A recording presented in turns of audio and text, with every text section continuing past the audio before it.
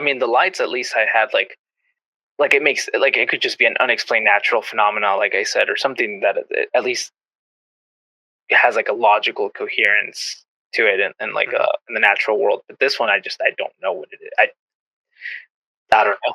Just I genuinely don't know. These are the times we will all remember. Were you there? What did you do?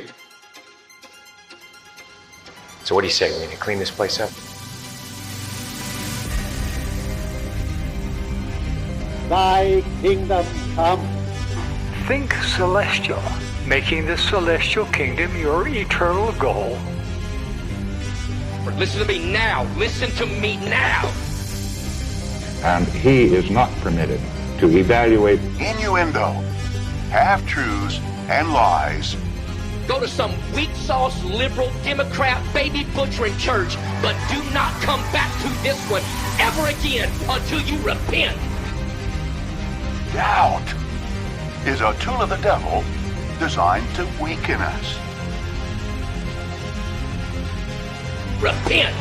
Repent! Repent!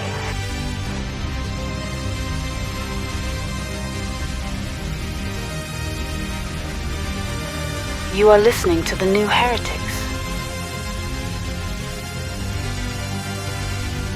Shame on you.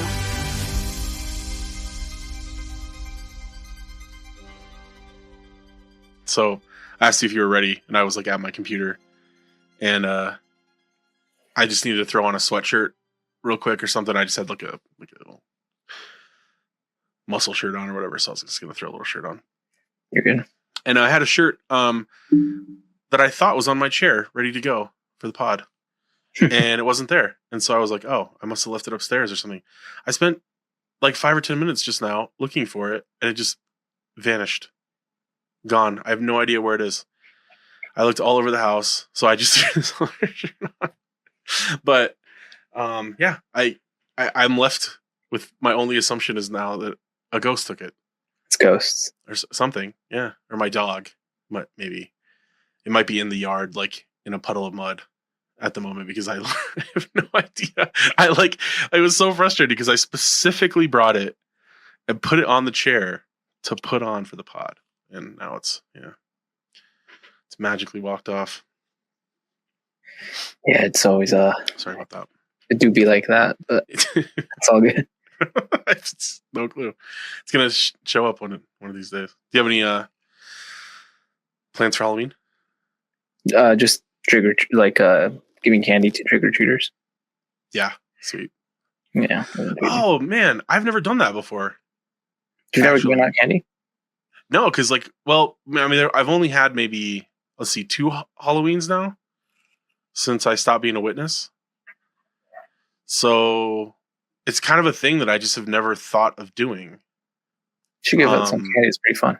Well, I know I should. That's what I was just about to say. Like, this should be the year we do it, because I'm just like in the habit of just like keeping our light off and like making our house look very uninviting or something, hiding in the basement or whatever, so we don't get any trick-or-treaters. But yeah, no, totally. I didn't even think about this. I'm definitely gonna try it this year now for the first time. Yeah, I really like it. It's probably one of my favorite holidays. Yeah, one that I actually actively try to participate. Get down on. Yeah, sweet. But yeah, so witnesses have all sorts of weird ideas about the spirit realm, about ghosts and demons and stuff. I've been thinking about this with Halloween coming up this year, about how like confused I feel like a lot of the ideas about the spirit world are for witnesses. Like, there's this idea that a lot of witnesses have that like they should be really scared of demonic forces, like that items can literally be demonic. Like I remember growing up hearing, tales about like the Smurfs, for example, or like there were a bunch of shows in the 80s, and I think this kind of ties in with the like Satanic Panic in the 80s. Also, there were like a number of different shows that had like magical elements. There was like My Little Pony and Smurfs and I don't know. yeah, like this is even before that was popular here probably. Was it like He-Man? He-Man, yeah. That was a big one. That like, yeah, I just remember hearing stories as a kid that like if you had any of those toys or if you had bedspreads, sheets, or whatever that a lot of kids would have that had like Smurfs on it or My Little Pony or something like that. That like you might like wake up and like the Smurfs might be like off your sheets. Like your sheet would just be like blank, and like all the Smurfs that were on the sheets would be like I don't know, terrorizing you in your sleep or something like that. We would hear these stories as if these were like true things, that like somebody knew somebody who was in a congregation with somebody who had this happen or whatever, and it would spread around. And like, what's interesting is that later on, talking to just like some evangelical friends, they all heard the same stories. So it's kind of interesting to me that these stories were originating somewhere, and they were filtering into the JW world as if these were actual, this was real lore. Like real events. Yeah. Did you ever hear anything like that? I think the one about like a Smurf. Like every congregation has like a Smurf story. This poor Smurfs, man. They like took it on the chin. I don't know what was so evil about the Smurfs. The only one that I can think of was like someone's Smurf doll started talking. It's not the one where everybody says like the Smurf started talking like in the middle of the meeting or something, and it like started walking. It was just like someone's Smurf doll at home like started talking or something like that, and I'm like, I guess. Yeah, let's go with it. Yeah, exactly. But nothing. I mean, there's a couple other stories that I've heard. That the craziest one was about a TV, but I don't know if you want to jump straight into some stories. Yeah. Apparently, two pioneering sisters were going like door to door and everything, and they had as they do. They had like a return visit or someone's study. I don't remember, but the lady had been somebody that dealt with witchcraft in the past. Like that was her biggest hang up. And allegedly, and there's more credence or whatever because it's two witnesses, right? Yeah, exactly. I mean, this story is already a little sus to me because like I'm trying to imagine who this person is who like their big sin or hang up in life was witchcraft. Like, I guess that's possible. It seems like we're already starting with a kind of a stretched premise here. Yeah, like I don't know how many modern day witchcrafty people. I mean, like maybe if you get into like tarot cards or something. She's like Haitian, like voodoo, like practicer or something like that, maybe. But I want to say this story comes from a third world country. I don't know. I wouldn't be able to say, but it's one of those where it's like, so and so's aunt knew someone whose cousin, who's related, whose friend, whatever. But that the two sisters saw the and the lady, obviously the witchcrafty lady, were there. They saw the TV. All of a sudden, this is what's crazy. You'd think, the TV just starts levitating or something. That's a little bit more believable. But allegedly, the TV grows appendages. It grows in arms and legs, and it starts walking. Okay. And it walks out of the house because it's possessed. Because they started saying Jehovah's name as they were getting ready to like study, and that they did the opening prayer. And as soon as they did that, the TV left. Pissed the TV off, and it just. To this day, that's still the wackiest, like witness, like demonic story, and they told me this story with like full seriousness. Like, oh yeah, this wasn't something that was like made up, or to them this was like this. I'm surprised if this doesn't make it to a Watchtower article. A TV growing arms and like, I mean, it sounds like poltergeist. to me, which kind of makes me wonder. So this reminds me a lot of a very, like, I would even say kind of important story that I heard when I was a little bit older. Actually, I think I probably was in my late teens, or I might have even been in my early 20s when I heard this story, and in college. And it was like something that I really believed for a long time, because of the source that it came from and the kind of setting that it was in. So this story came from a family that I was very close to. It's a family I've talked about before on this pod. The father is an elder, long time, really faithful Jehovah's Witness, and he had 4 kids, and 3 of them are still witnesses, and they're all very active and very faithful witnesses. I was best friends with the oldest son, who left the organization a while ago, but they were in unassigned territory in Kansas a number of years ago. And it was an area that I had done unassigned territory with them also. So I kind of had that tie to it. I kind of knew the exact like town that they were in and this kind of area. And there is kind of a weird vibe there a little bit, just because it's just kind of a small dying town, and you just meet a lot of kind of weird people. Like when you work out in these rural areas, there's just a lot of people that are very socially isolated, that seem like they don't, really talk to people more than a couple times a year or something. And so you just, and there'll be these kind of run down, spooky looking houses that you're not really sure if anybody lives there. So the whole kind of setting already in that area in rural Kansas is a little bit weird to begin with. But I wasn't on this trip in particular. This was one they went on at some point when I was I'm pretty sure I was in college. And so I wasn't able to go on this one.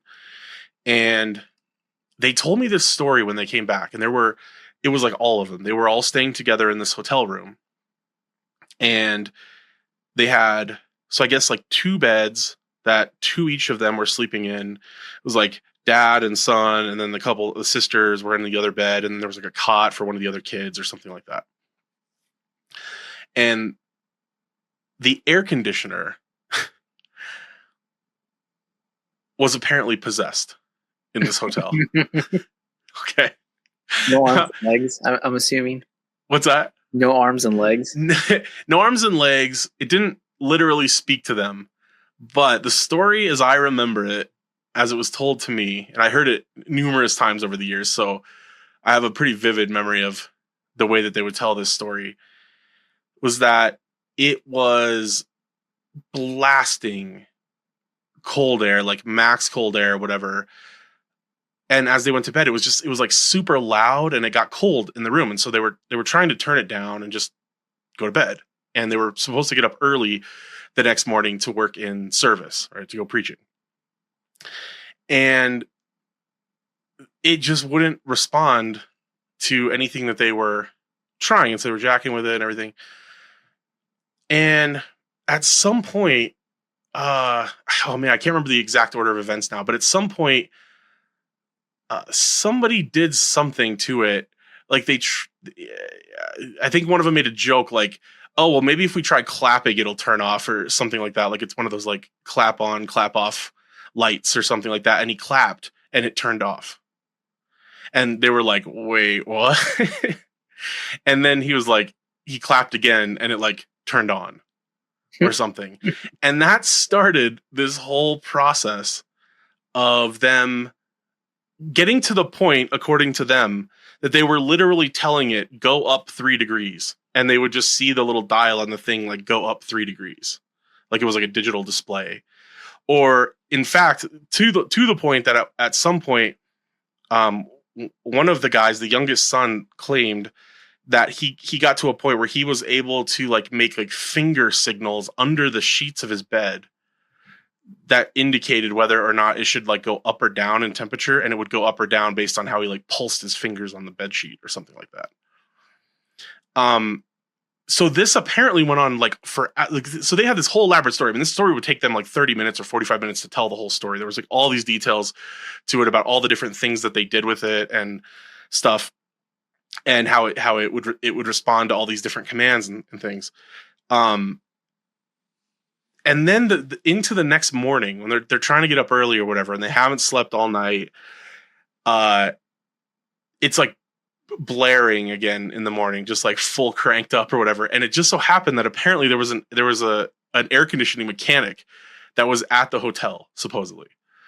And so, because they went to the front desk to complain, I think, or something, and they were like, oh, well, we happen to have the guy here this morning because he's fixing another unit or something like that.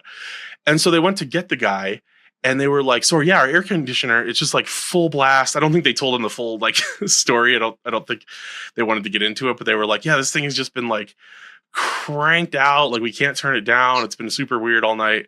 And so the guy goes into the room and it immediately goes to normal. Like right the second he like walks through the door or whatever, it just goes to like normal, like humming air conditioner or something. And they're all just like, what in the world? This is so weird. They're like, we promise you, it was just blaring like for like hours or whatever. And the guy's like, okay, well, if it does it again, let me know. And supposedly he like walked out of the room and it started blaring again, like right as he walked out, and he heard it and he came back in and he's like, oh, I heard that this time or something. So this whole story culminated in them checking out of the hotel that morning, just dead tired or whatever. And they slept through their service plans. And this is a key part of this, this story. So they were supposed to go out early and then get a couple hours in before the normal meeting to do the preaching work, which was at 9. And they slept through that. They slept through the 9 o'clock meeting. And so they were at some point, like 11 o'clock or something in the morning, they were just finally getting out of the hotel and they were going to go do their own thing, like preaching that day or whatever. And when they went to check out at the front desk, the guy supposedly behind the front desk had like a Hindu statue or a Buddhist statue or something like that they could see like in the office behind them. And that was their explanation for this entire event. And so according to them, what their belief was about everything that had transpired that night was basically that this hotel had demonic influence because this guy had a demonic statue to a false god or something in this place. And so the demons were allowed to basically jack with them to keep them from going out in service the next morning, because they were engaged in a vital, life-saving, God ordained preaching work. And this is the kind of way that like a demon might be able to interfere with that type of activity.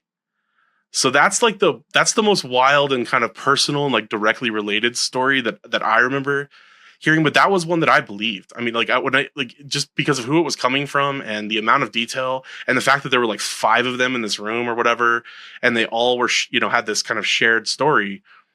Even to this day, I don't fully know what to make of that story. It is just because it doesn't seem like the type of story that they would have like collectively made up. That it sounds like a very elaborate way to get out of service. Kind of what it seems like. Yeah. Yeah, but no, I've never. Yeah, I don't know. I don't know what to make of it either. I think it just sounds. It sounds like one of those like where you had to be there type of like. You had to be there, man. Like right. But no, that's crazy. Because when you hear stories like this, it's like. And this is even something that witnesses, I've heard from the platform at Kingdom Halls before, that like, if there were demons and their goal, and they had supernatural ability and their goal was to stop the preaching work, there would never be a preaching work. I mean, every time you went to like drive your car to service, your tires would like go flat, your engine would blow up, your, whatever. I mean, the demons could literally make it impossible for anything like that to go on. And so then this would also kind of like make me wonder, okay, well, so you chose to stay at a hotel that you didn't know was demon possessed or whatever.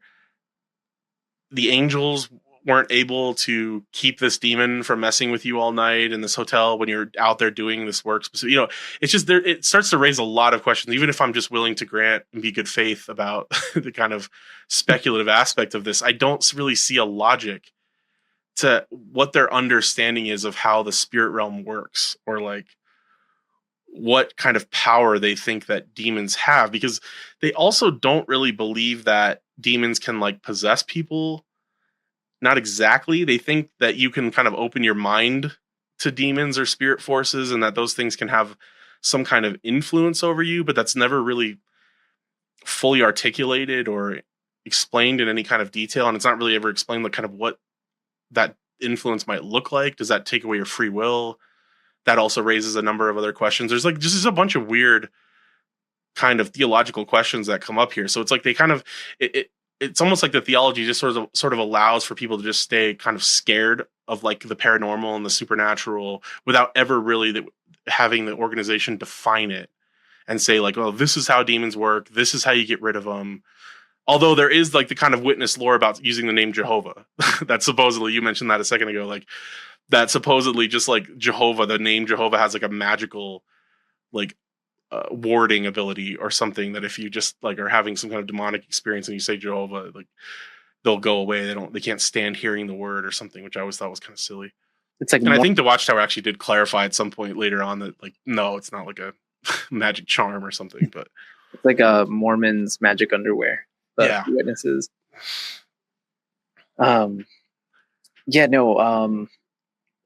Just kind of adding to that. There's a lot of like theological implications to a lot of these stories, and I think you're right. I think a lot of the times the stories maybe contradict, or maybe the organization is just so you could say like they're so they lack any sort of solid ground, or like they don't want to say like, oh, this is what demon possession or demon influence. I do think that they do have a strong stance that because we're in the age where miracles, so like what would you call it, like the post miracle type of evangelism. Yeah, they believe that like any kind of supernatural power of prophecy or healing, those kinds of things, that was done away with after the death of the last apostle. Mm-hmm.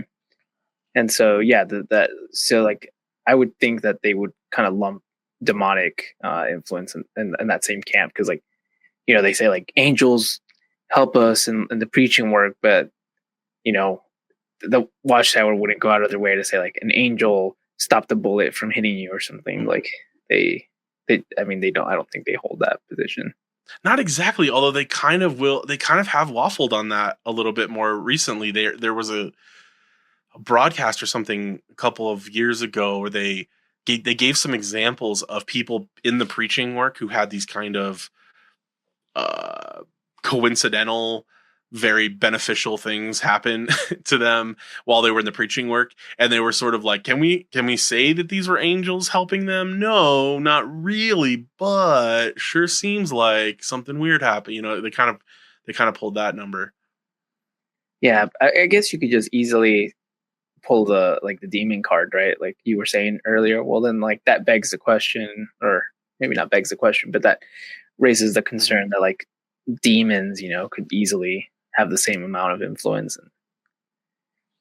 And why couldn't they? If we're living in Satan's world, where Satan is in control of the world, why wouldn't he have that kind of influence? There are some scriptures and things like in Daniel, for example, when God sends an angel to comfort Daniel, and he says he gets held up for I think a month by the Prince of Persia, which seemed to be like it seems to be indicating that there's some sort of like demonic forces that have kind of principalities or some kind of lords over specific regions or something like that, and that they can like sort of hold each other up, or that there's a kind of like this galactic struggle going on. I mean, I think as a witness, that was something that I very much did believe, I think, and have kind of in the back of my mind, that there was this kind of invisible war going on, or struggle going on between angels and demons for our sake.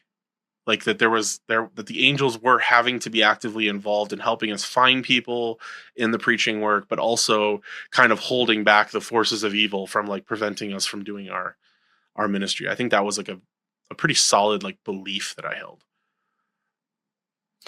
Yeah. Yeah. No, I think, yeah, I think I probably held something similar where, like, like they never give any, I guess being a witness leaves a lot of room for like the imagination to kind of take root because like a lot of the stuff isn't obviously explained. And they do hint at certain things here and there, but they never really take a solid position. And especially with like the emphasis on like the eschatology, like the end of the world, we're living in the last days. They always kind of made it seem like, oh, things are going to get worse. And you kind of always kind of lumped in there, like demonic influence. And, especially when like, a new vampire movie would come out, they'd be like, don't go watch the new Twilight because, demons.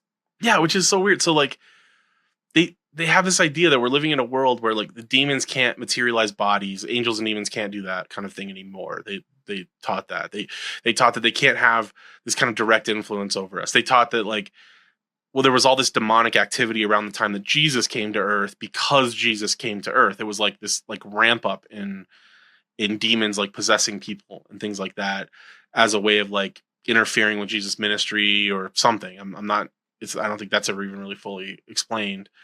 But Jesus, definitely, there's stories in the Bible where he casts out demons. It seems to be like a kind of a problem in Jerusalem and stuff in the surrounding areas at the time, because it seems like a fairly common thing, like that there's just like some guy who's demon possessed, and everybody just sort of knows that's demon possessed Joe over there or whatever, and Satan's and Jesus is able to like cast out the demon for the first time, and like people have tried or something. So it seems to be like in the like zeitgeist of the time in the Gospels. So witnesses have to acknowledge that, since they're so focused on the Bible and taking it, for the most part, pretty literally. But then they just sort of basically stop things at the death of the last apostle and say kind of that was an older era. Like that in that older era, there was a lot more involvement with spirit forces and the natural world, and now in our era there isn't. But then, like you said, they'll be super paranoid about like seeing the wrong movie. Which just seems like, why, if we're in a world now that's like a materialist world more or less, or like we just don't have the same kind of interplay between spirit forces and stuff like we did in the past, then why be so obsessed? And witnesses are obsessed with entertainment. They're like convinced that Satan like gets all of these messages into people like through entertainment, and that it's so vital that you not watch like a movie that shows like a demon or some kind of a horror film or something like that, because it could literally have this demonic influence over your mind. And so maybe that's kind of how maybe they see it as like, well, the demons can't sort of be as physically involved in our lives now as maybe they were in the past, but they can only sort of do it through our thinking. And so that's why these things are so extra dangerous. But I don't know. It just never really made a ton of sense to me, because they're like, what? I don't like. So, like, what's the idea? If you watch a movie with you watch The Conjuring 2 or something, that now what? Like, a demon can enter your mind. It can control your actions. It can plant bad thoughts in your head. I don't really understand like what the paranoia was about exactly, or how they see this. Yeah, I mean, especially if there's no such thing as like modern day in quotes demonic possession, they won't outright say that there isn't. Mm-hmm. But yeah, I mean, if they're really, it's not really part of their like theology though or anything. Yeah, they don't have like exorcists, or anything. Yeah, if it's not something that's a real risk, then I mean, at worst, it's just don't watch those movies because they're in poor taste theologically or something. But it doesn't. No, it was more than that. I mean, maybe from the governing body's perspective, that's their main reason for pushing this. But like, as a kid growing up, it wasn't like that. It was like we were scared of watching stuff like that. Like we were. It was like, no, like if you watch Smurfs, then you might wake up and you're, the posters on your wall have come to life and they're going to haunt you or something. It's like that kind of thing. It was much more than like this might be in some sense spiritually harmful to you, like your faith might be weakened or something like that. There was a sense that there's an actual like threat, like a kind of real world threat here. Yeah. Yeah, it's like it was always the invitation of like you're inviting something into your house, or like you're asking for something. I've known witnesses who have done this kind of thing where they like burn objects because they think the object is somehow connected to a demon, that like you could, in fact, I remember people saying this all the time. Like we would be out in service and there would be a garage sale or something like that. And we might stop at the garage sale for a minute or whatever. And somebody would always, like, inevitably there was like some comment about, well, you need to be careful about what you buy at a garage sale, because you never know, the people that owned that thing might have had demon problems. Like as if the demons are just sort of like grafted onto the physical objects of the house or something. It's just all so weird. Yeah, it's like there's a story of at least locally where I'm from in the Midwest, where allegedly somebody purchased, I think, went to a garage sale, and I don't know if it was like they bought a stack of books, but in it came a Mormon Bible, so the Book of Mormon. Mm-hmm. And that when they became aware that they had purchased the books, including the Book of Mormon, that they took it upon themselves to burn this book, because they did not want to risk the spiritual cross contamination of having accidentally bought the Book of Mormon. Which, like, I guess there is some biblical precedent. I mean, they would cite this verse in Acts where it talks about like the Christians in some area like gathering together all their books on magic and burning them. But I never got the sense from those passages that it was because the books themselves were like, could grow appendages and become, had little like demonic force in them or whatever. My understanding was that, or it seems to me from the context of those verses, that it's about the content of the books, like that they wanted to destroy that material because the material itself was in some way spiritually harmful, or just it might just send people down a wrong path where they're trying to, invoke all of these evil spirits all the time or whatever. But witnesses seem to have taken that, and that's like kind of like the only thing in the Bible that I can really think of that really kind of discusses something like this. I could be mistaken about that verse, but I think the following verses I'm not sure. I'd have to double check. I'd have to cross-reference, but I think the verses are actually clear that it's because they didn't want to, because there's a high emphasis that the books themselves were valuable, so they didn't want to use the books. You're right. Yeah, I do remember that. Yeah. Because it specifically talks about how much the total value of the books burned that day were, which does seem to indicate, that it's like it was kind of almost like an issue of using like food sacrificed at temples or something. There's like this some sense that like it would be wrong to be profiting if you went and sold these books of evil or whatever to someone. Now they're in possession of these ideas that are misleading or whatever, but you profited from that sale, and there's something wrong about that. Yeah, which is also weird because it's like I think we're not getting the right, at least as a witness, we're not getting the right message, right? If we're focusing on the demonic aspect of the story. Right.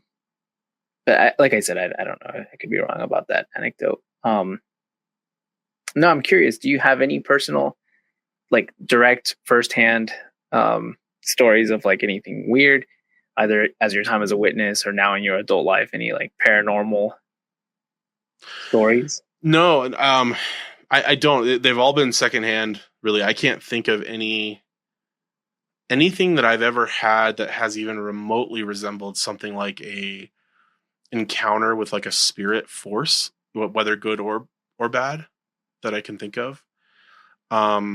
This was actually one of the things that really kind of started to break my faith down. I started really having a lot of questions about prayer and how prayer gets answered, or if it gets answered, and if it does get answered, how it gets answered, and how you're supposed to know that a prayer was answered, or if you're just projecting or kind of looking for the answer that you want. And I remember being after I started kind of having these questions, and this was before I really would have, at the time, if you would have asked me, I wouldn't have said that I was doubting the organization at all. It was just like, I kind of had this one specific little like issue that it was just kind of nagging me. How do I, everybody talks about the power of prayer and stuff, but I just feel like I haven't seen that in my life in the kind of direct way that people seem to be describing it. And so I started asking people in service to give me examples of prayers that they had answered, or if they had anything like that or whatever. And a lot of people would say like, not specifically. A lot of people would say it was like, no, you just kind of pray about things enough, and like something seems like it's a big problem, and then after you pray about it for a while, it just kind of fades into the background and you don't really think about it anymore, and that's kind of an answer to your prayer or something like that. But there were specific examples. So like there was a guy who I used to go out in service with a fair amount, who said that there was a time when they were not very well off, and there was a time when their washing machine broke, and they had no idea how they were going to pay for a new washing machine. They didn't have enough extra money to either get it fixed or buy a new one. I think maybe they just needed a new one. And they were out. He was like considering picking up extra shifts at work over the weekends or something like that. And this one weekend, he just decided to go out in service instead. And lo and behold, that day in service, they're out in service, and somebody was getting rid of a washing machine or something. And he felt like this was like a direct answer to a prayer, that he was able to get this free washing machine from somebody like on the side of the street or something like that. I mean, those kinds of, stories, it's tough, because it was like, I mean, I remember thinking at the time, even like, well, I mean, that could be God. I don't know. Like, I guess I'm not in a position to say that it wasn't some sort of divine help here, but also I do think coincidences happen. I know it's gotten popular for people to say that there's no such thing as a coincidence. I'm not sure that I really buy that. I think the world's way too complicated, and there's just way too many variables going on all the time that we can't. And we're also our reality is so driven by what we're focused on and what we're looking for, that I think it's hard to make an argument like that it's not possible for there to be coincidences in our life. And then we tend to latch onto those. And the thing is, a lot of times I think people will have like one experience like that, and that's all it takes. And then it's like, oh, so prayers are answered. And that from that point forward, that one coincidence, which may have been a coincidence, could be all they need to just assume that now from that point forward, when they pray about something, if it's not getting answered, it's their fault, or they're not looking in the right place for an answer or something like that. So yeah, so that was kind of one of my first real doubts, and something that I started really exploring and never really kind of found a satisfying answer to, because I just felt like I never really had any kind of sort of divine intervention in my life in any kind of way. Gotcha. What about you? I have two stories. Mm-hmm. And one of them was in my teen years, and then the other one has been in my adult life. I'll do the teen years one first, because the adult one had a huge impact on me.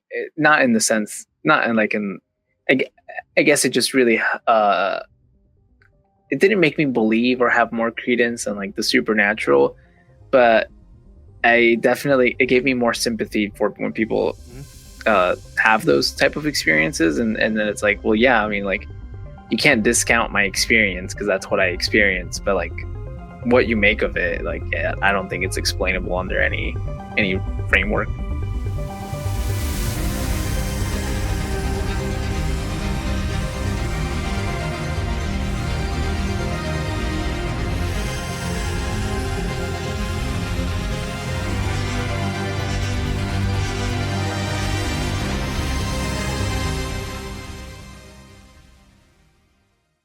And now, a heretical haiku by Nick Barron. Angels and demons? Woo-woo spooky ecto-goo? Who can say? Can you?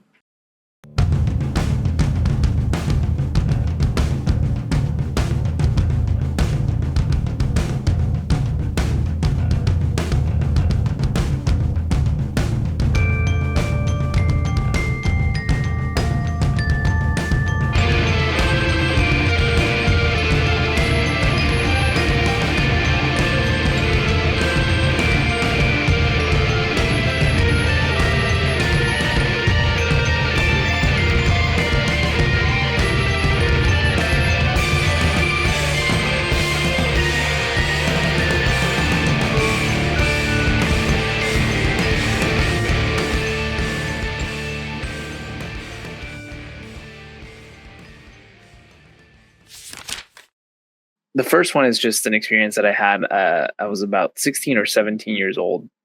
We were driving back from a campsite, and there was 5 people total in the car.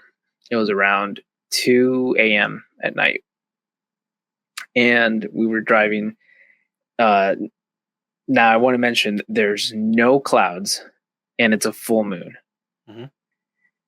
or at least might be like a waning crescent or something. So it's like there's enough light that the moon is casting that you wouldn't be able to like misjudge something, or like, you know, you wouldn't be able to just like hallucinate things, because like you would be, it's pretty bright out. So we're driving back, and I also have to caveat that everybody, the 3 people that were sitting in the back, because it's 5 people total, the 3 people in the back, it was my friend who was to my left, I'm in the middle seat, and then a friend to my right. All 3 people on the back allegedly were sleeping, or like were about to fall asleep. The 2 people that were awake in the vehicle is the guy driving and the other guy in the front, like passenger seat. Okay. Well, right as we're driving, allegedly, the 3 people in the back, so including myself, we all wake up at the same time, and we see something on the left-hand side. So like if we're driving southbound, let's say, this object is to our left-hand side, so the driver's side. And it's this thing that's moving fast, but like really slow. And it's like fast because it comes in and out of our field of vision within seconds, but it moves slow enough that everybody in the car was able to see it for the amount of time that it was present in that field of view. So I'm the first person who wakes up, looks instantly, almost like if I had an instinct to do it. I wake up, instinct to look to my left, and we see this super bright flash of light. I would liken it to lightning, but it's not lightning because it doesn't have the fractal shape. It's this super intense white light that grows out of nowhere. And I think that my other 2 friends in the back are sleeping still. And the driver, he's focused on driving, but he can still kind of like make it out, like as he's turning to see this thing. And then my friend in the right next to the driver, he sees the whole thing. And the light slowly starts getting dimmer and dimmer to the point where it reaches a ball. So it reaches like 1 point. And you'd think, oh, well, it's just going to disappear. It stays the size of like a small ball. I would say maybe a basketball. And it keeps moving at the speed of the car, and then it disappears. And everybody in the car saw it. I paused for a little bit and I asked everyone, did everybody, and then before I even say, did everyone see that? Everyone's like, yes. Everyone in the car saw it. The 3 people in the back woke up because of the bright light. We all saw the orb. The driver saw the orb. And the person with the driver saw the orb. We all saw the same thing. Okay, so I have a similar story, not a personal story, but I'll throw one out there because it's kind of eerily similar to this, actually. My uncle, longtime elder, educated person. He has a master's degree from University of Penn, a really good school. So I'm just throwing that out there just to say that he's not a crackpot uncle. This is like a very boring. He was a VP at an insurance company. pretty boring, kind of a very normal dude. Very not a crazy like conspiracy theorist or anything wild like that. But before he was a witness, he had been in the military, and he was in the military police, and he was stationed on a Air Force base in Montana that had a bunch of nukes on it. And he had multiple stories of, I guess the way we came into these stories was as if they were UFO stories.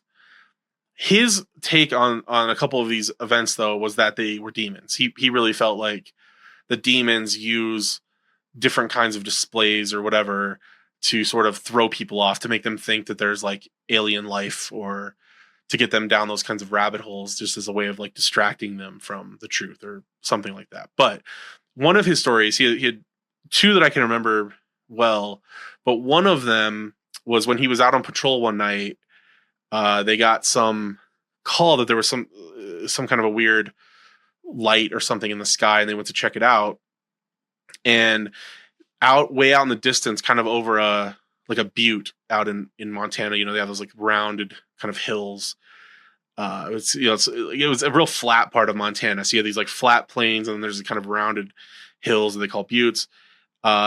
And they saw like a bright orb that was just like hovering above this butte, and it just stayed there as they were driving toward it. And it was him and another guy. So there were, again, here multiple witnesses.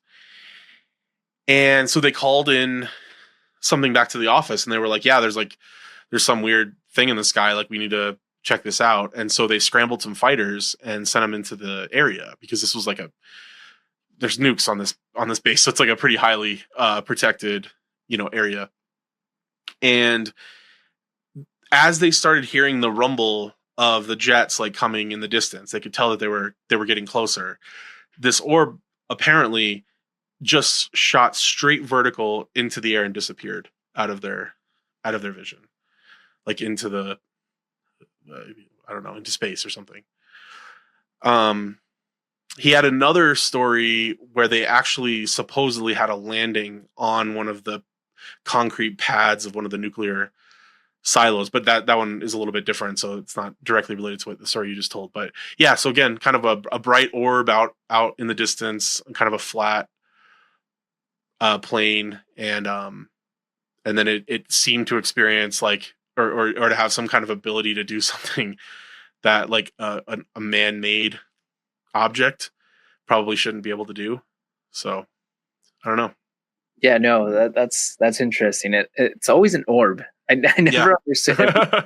Every time someone said, "Oh, I've had a similar experience," or "I know someone," they always describe the same thing. It's an orb, which, again, but I don't know what to make of it. I don't know if it was, for all I know, it's a natural phenomenon that we just, it hasn't been labeled or what have you, or maybe it is, and I just don't know about it. But maybe it's something about night. Both of these were at night, which is kind of interesting. It kind of makes me wonder if you're driving in really pitch black places, like, and something with headlights, like maybe there's maybe something with headlights sort of gets like burned into our consciousness or something in a way that makes us start to kind of hallucinate lights or something. Orbs, yeah, or something like that. I don't know. I mean, I can see some possibilities like that anyway.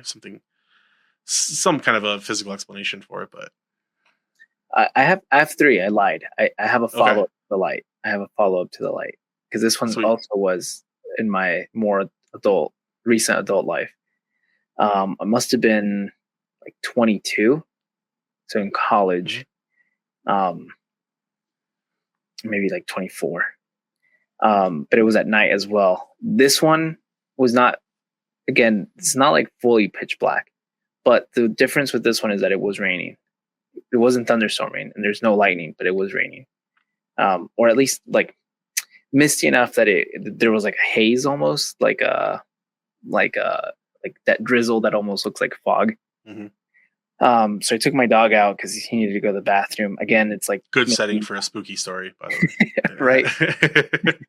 It was like 3. I want to say it was like 3 or like 3:47. It's odd that I remember the time roughly, because might have been more like 3:47 to like 4:15 ish. And I only note the time because at least to me, it means that I was awake, right? Like, it wasn't like I was like half asleep. Like, maybe I was, but I was enough awake that I was alert, because I was like. And you don't sleepwalk, as far as you know? As far as I know, yes. Okay. Or maybe I do, but I was at least conscious enough, because I was like, I got to get my dog back inside. And I don't have I have a fenced in yard, but I don't have a direct connection to my yard, like my fenced in yard to my back door. So like, I got to make sure my dog doesn't run away. So like, anyway, that's just to emphasize the point that I was alert enough that I guide my dog. You trust this memory, and yeah.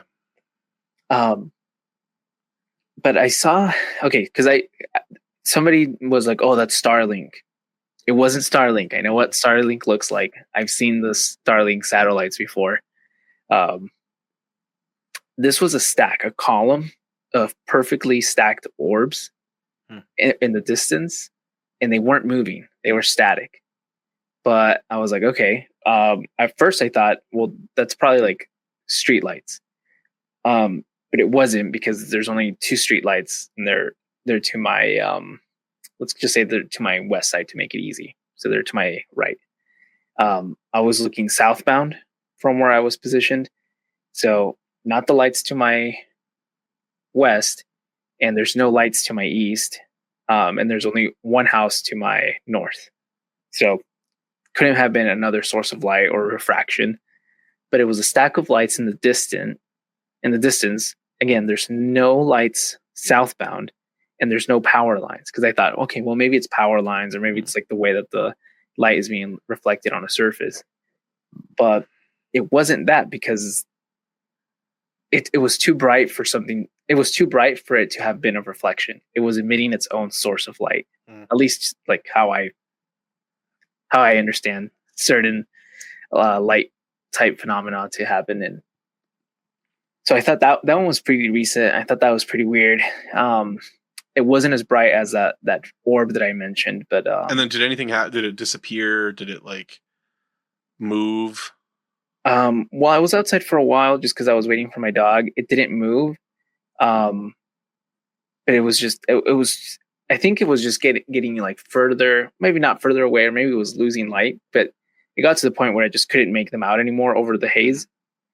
But it was static. It didn't move. It didn't disappear. It didn't violate any laws of physics, but it was just a stack of, maybe I would say, 6 lights perfectly stacked, equal distance from one another. And it wasn't on an object. It wasn't refracting from anything. It was just these perfect stacked orbs in the distance. That does sound kind of similar to the story my uncle told, just in the sense of this kind of orb. I mean, you had multiple orbs stacked in this one, but the idea that there was like an orb that is just sort of floating there, and then in his it seemed to actively respond to something that changed in the environment. But in yours, the fact that these were stacked is odd. There were like how many? Like 6, maybe 8. I can't remember, but it was more than one, to the point that I was like, okay, well, it can't be stars, and it's not Starlink. So yeah, because they're not right. How it is. And this was like pretty vertically above you. I would say it couldn't have been like some kind of a construction light or something that was like on the ground. That was Yeah, no, it wasn't. It was higher than that. It was higher. Yeah, it was higher than anything that could be. At least because I live in like pretty flat country. Mm-hmm. Like I live in the Midwest. It's really flat. So anything that's like higher than like a certain angle, you wouldn't be able to. You would be able to see it, but you wouldn't be able to see it at that angle, because it would, inevitably it would be on the ground. Well, and this is in line with I've heard other like UFO stories, for example, of these kinds of arrays of like orbs or kind of just hovering light sources that people can't really explain. I mean, there's a lot of videos out there of stuff like this too. Yeah.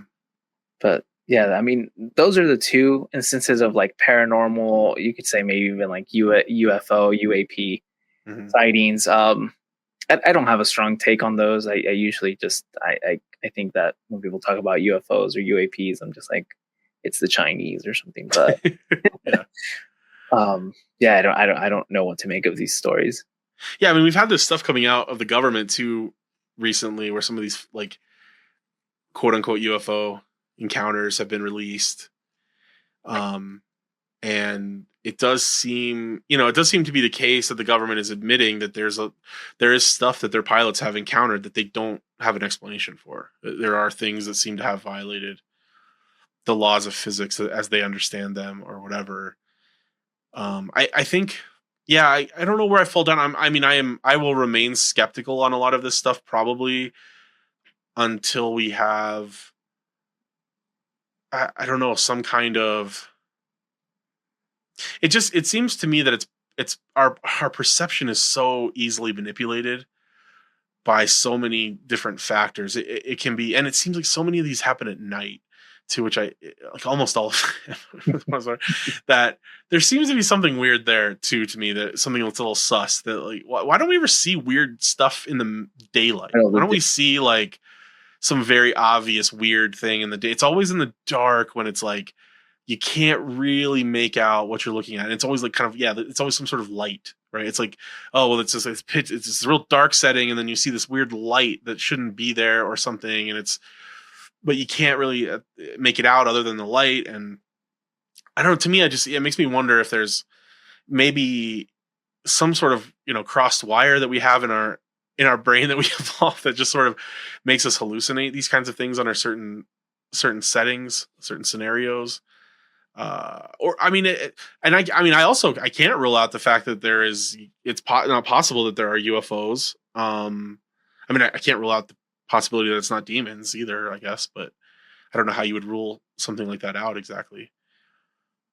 Yeah, for sure. I think they have like nested or weighted probabilities, right? It's like very low that it's demons and UFOs, but it's also not like zero. Yeah. I could.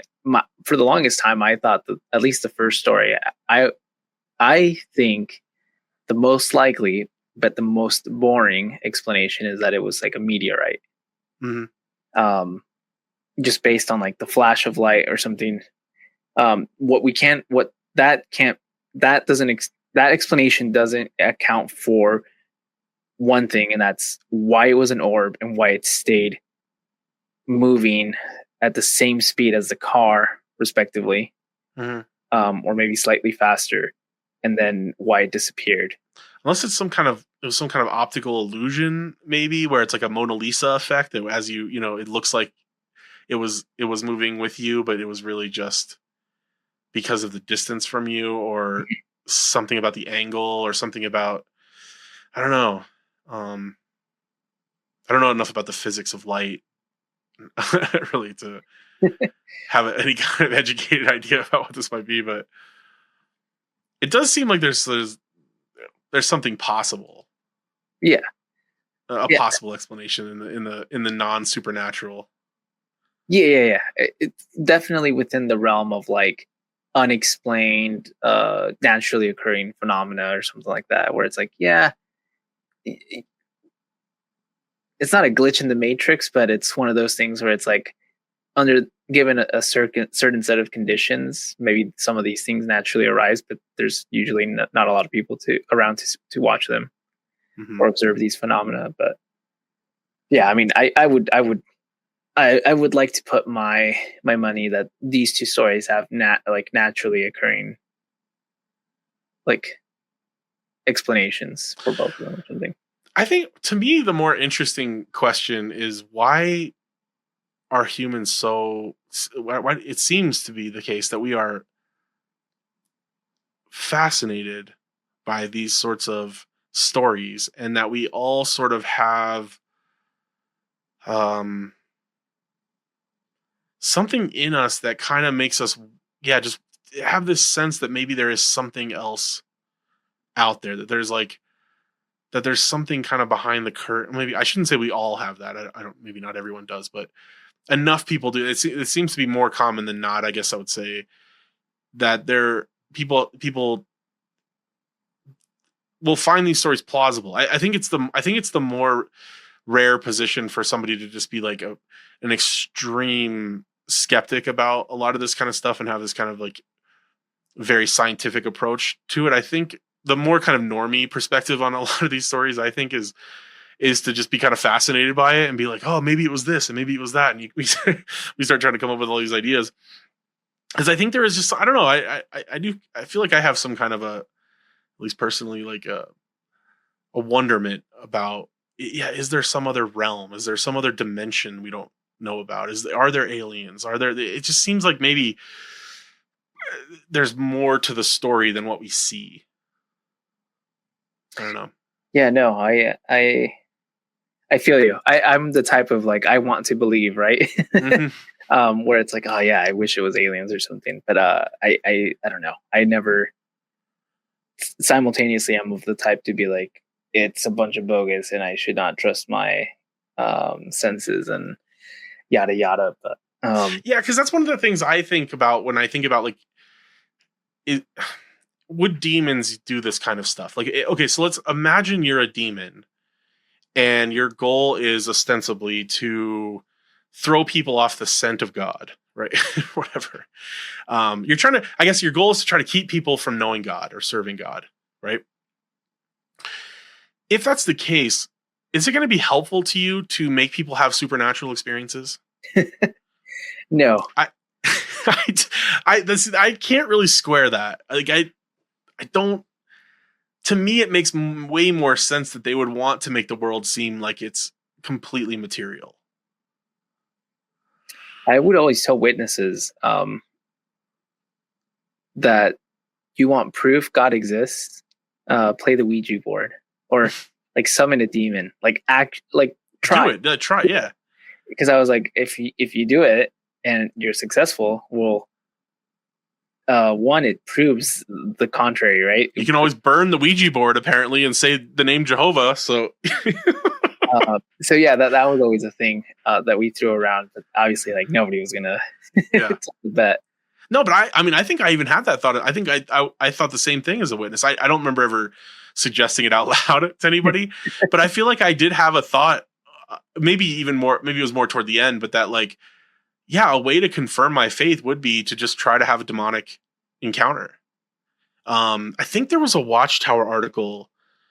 I at least heard this story somewhere in a talk or as an anecdote, but I feel like it did go back to an actual Watchtower in the 80s. I'll have to double check that, but I remember hearing this story about a guy who had become a witness who had been heavily involved in demonic activity to the point that he knew demons on a first name basis. And he like knew them, he like knew their personalities and stuff like that. And I remember the reason I even remember this pretty vividly is that it was kind of an interesting idea that came out of it, which was that according to him, their big motivation for wanting to fight God, even if it was a losing battle, was because God killed their children at the flood. So they had, if you take the ark story as literal, you have demons that come down from heaven. They mate with women on earth, and they created this hybrid offspring of demigods called the Nephilim. And then God destroyed the Nephilim in the flood, which would have destroyed essentially their children. This is a way you could look at this. And so the demons didn't die. There's maybe something in Jude about them being in Tartarus or something like that. It's some kind of weird abyss-like state. So I'm not even sure if this story really holds water with it, like if it's internally consistent with the Bible canon. Because I thought that Jude said something about like that these specific demons were like in some place of dense darkness where it doesn't seem like they maybe would be able to interact with humans again. But let's put that aside for sake of argument and say that, yeah, the demons, these demons that lost their children in the flood are just, they're so motivated by hate and anger or God that they just want to make sure that he loses as many of his children as possible. That's a story that was compelling to me as an idea, as a witness. But I think probably I had in the back of my mind a thought, like, especially as my faith started to weaken, like, well, why couldn't I get to know some demons? Like, if I'm really starting to get this skeptical about whether or not there is this spirit realm, I mean, wouldn't it be better to have some demon problems, but be convinced that spirits are real and demons are real, and then work on the demon problems that I have now, as opposed to just kind of thinking it's all possibly bullshit? I don't know. Yeah, no, there's just a logic there. Yeah, it's always like a gamble, right? Like, okay, well, if I can prove the contrary, which would be like demons, then like, and just prove God is real or something. But this just reminded me. I remember telling this story in service one time, and somebody getting freaked out that I even told this story, like getting mad. They were like, "You really shouldn't tell these kinds of stories to people because like, they're just like kind of spread." And it's like, I don't know. There's just such this weird, paranoia about the power of demon. And I think it really does stem from the fact that it's left so ambiguous and vague, and there's no understanding whatsoever in witness theology. Maybe it's a little bit different in other Christian religions, but my sense is it's kind of like this in other Christian religions too, for the most part, that there isn't really a clear dogma on like how demonic forces work or what kind of influence they can have over you, or exactly how they might affect you if you open your mind to them, or and what that even means to open your mind to them. And so because I think it's either intentionally left vague, or because it's left vague for whatever reason, it allows for us to just sort of implant all these different, this kind of headcanon into the demonic world. And then we can kind of invent our own stories. And probably there is a lot of impact that's coming or influence here based on like pop culture stuff and what happens in movies and the way that demons can possess people or mess with people. That probably does just sort of get kind of grafted into our own conception of how a spirit realm might operate.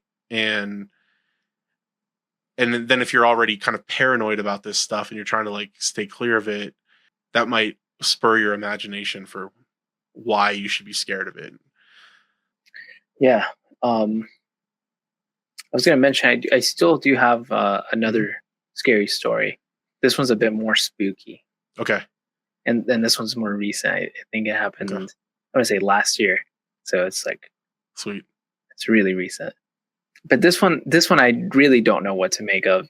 Okay. And it's the one that I told you that it's like had a profound impact on me. And so far as I'm like, you know, when people say that they have these paranormal, like, I don't know, you want it mystical? I don't know, like, you know, like non-natural, non-natural, supernatural, yeah, phenomena. I'm just like, yeah, like, I mean, that's the only thing I can describe this being.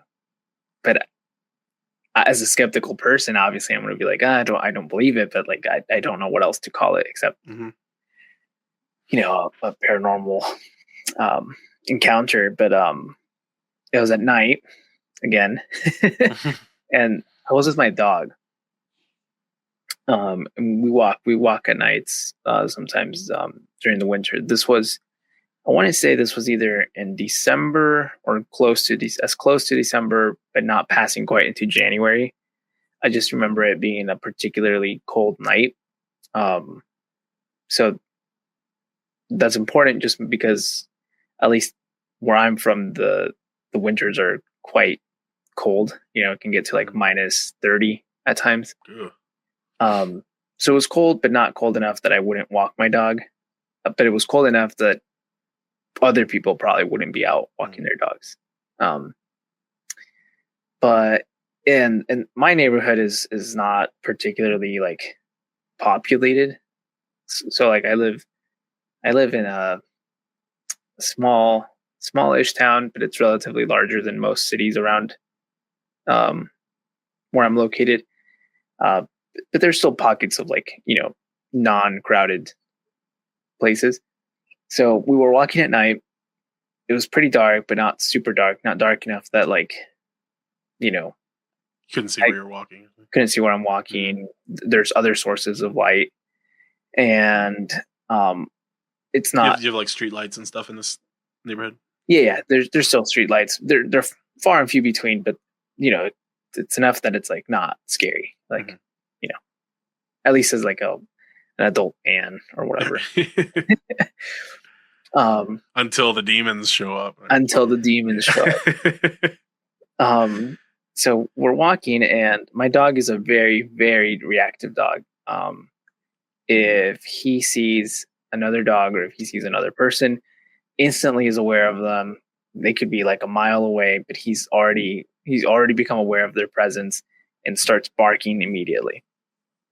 Super reactive dog, like cannot stand little kids, cannot stand other dogs, will react, can barely withstand other people being in our close proximity. So that's important because my dog didn't react to this thing, which is weird because normally it's like, oh, my dog went crazy and blah, blah, blah.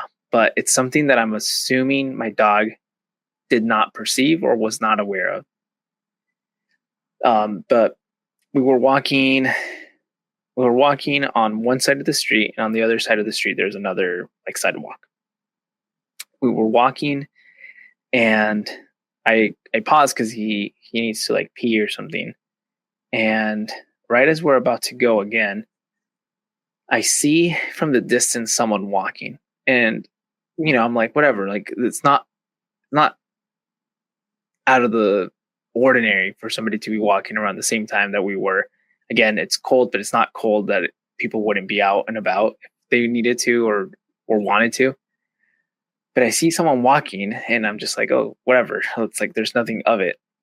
I did note that what they were wearing just seemed odd for the time period. Like I'm wearing a coat and, kind of layered up, but it seemed to me like they weren't wearing anything heavy, but I couldn't exactly make out their full outfit.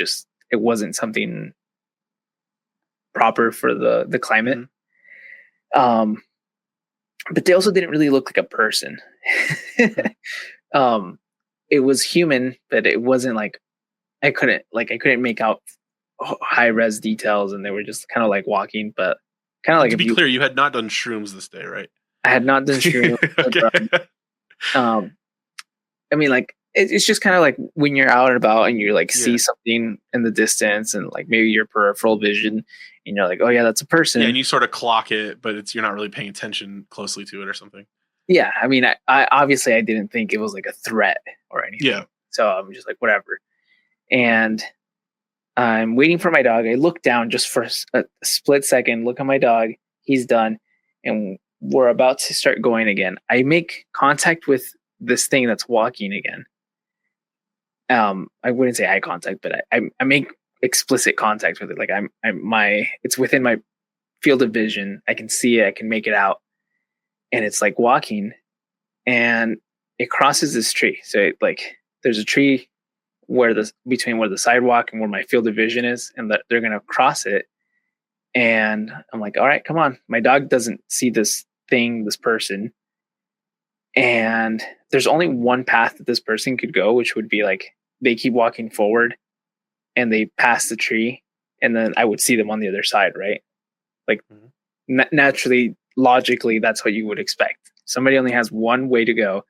They pass this tree that's in between my field of vision and their current position. If they pass that tree, they should continue on the sidewalk. They don't. They just hit this tree and they don't come out the other side. And just disappear. And okay, so now you're thinking like, okay, well, like, I'm sure maybe they just stopped behind the tree. That's what I thought too. Until we start walking again, because I'm just like, whatever, maybe they just stopped. Maybe they're on their phone and they stopped behind the tree or something.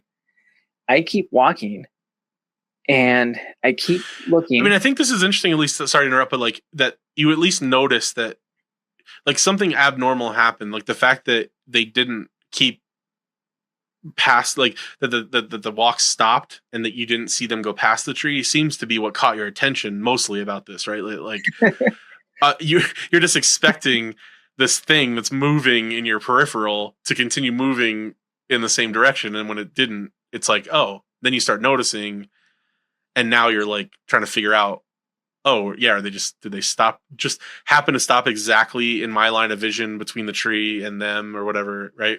Am I following this correctly? Yes, that's exactly right. So then I was like, okay, well, maybe they're on their phone. I'm gonna like keep walking, and like they'll pop out the other end. Like I'll see them. Eventually I'll see them again, because even if they're in the tree is currently in my field of vision where I can't see them at this particular angle, then I might be able to move forward and see them again.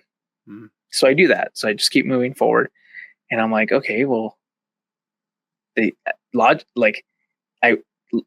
assuming the world is working how it should, they should still pop out the other way. Like even if they stop for a second, they should still pop out behind and outside of the tree. They don't. So I keep moving, and I'm like, okay, well, they're eventually going to do it. And I make sure that I'm walking, but I can still I'm still keeping contact. Like I don't want this person to come out and like do something to me or my dog, right? Mhm. Like that's one of the. And wait, okay, I think I missed. Is the tree across the street, or is Yes. it on your side of the street? Okay, No, it's on the street. It's okay, on. so I'm imagining this correctly. Okay, And so I keep moving, and I'm like, no, like they still haven't popped out. Well, I'm like, well, I don't want this person to like sneak up behind me or like run Mhm. or something. So I cross the street and I go on that side of the street where the tree is. Mm. And I'm like, whatever. At this point, I'm like, I'm willing to make something awkward just to see like what's Yeah. going on. Like maybe they fell. because you Maybe, weren't thinking demon yet. I wasn't thinking demon. Well, I get to the other side. So now I have direct line of vision where the person should be. And there's Behind no the one tree. And there's behind the tree. Yeah. And you think, oh, well, maybe they walked like perpendicular to the tree or something. But that's a gated, like it's a gated sidewalk. So it wasn't that it couldn't have been like that was the door to their house and they happened to like just walk to the door of their house and right behind the tree in a way you couldn't see it or something like that. Yep. That fence actually leads to a parking lot, and that parking lot is fully lit. Think like almost like Walmart or like gas station parking lot. So they would have had to have taken off like running directly in a way that you couldn't see them running behind the tree through a lit parking lot. You'd have to also have not heard them running, which would have been weird. Yeah. Heard them running or heard them climb over that fence, and then ran fast enough that by the time I got on the other side of the street, they were gone. And I didn't see any of this. And then I kind of just stood there, kind of perplexed, making sense of what had just happened. And that one I don't know. That's weird because it was a person, and I know it was a person because their gait of their walk, like it registered as person. It wasn't like animal, Bigfoot. Bigfoot. No, yeah, it's just an average person. And once they made it behind the tree. Now, one thing that I didn't mention, but it's kind of something that I also noticed, and maybe this is just because of one of those. This is a phenomenon when like you recall a memory, it changes every time. To the point where it's like you might recall the memory within seconds of experiencing that thing, but like you've already like changed it. But something that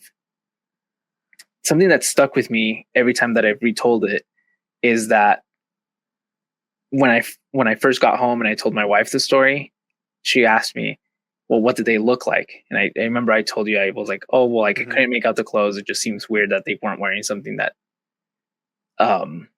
would have been like practical for the time. Like it was cold, it's winter. I cannot make out. I don't recall. I don't even have the memory. Like if I remember them, they don't have a head.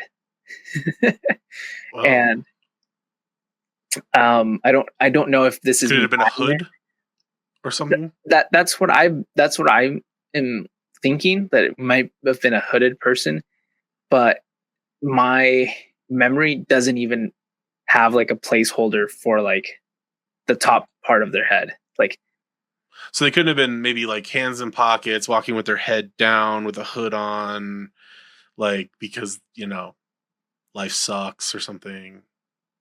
That doesn't seem to register with your mental image. No, every time I recall the memory, there's no head, and it could be. So it's a body. It's like a torso walking like upright, and just sort of like a normal gait and stuff. But it's just a headless horseman.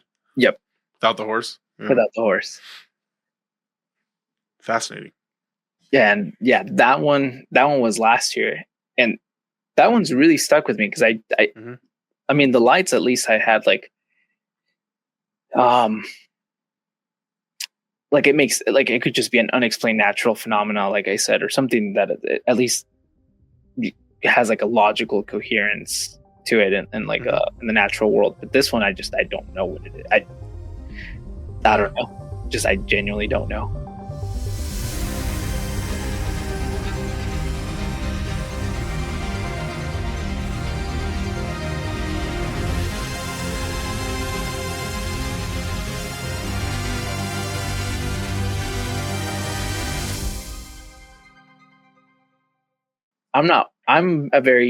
I like to think I'm a very skeptical person, at least I like to think, but yeah, this is post college educated, skeptic, deep thinking, philosophical logo, right? Like this is not, you weren't stoned with your friends at 15 or something. You're in a kind of normal setting, walking your dog at night as a grown man. Yeah. Huh. That's really interesting. That's like in quotes, it's the scariest or most Halloween that I have.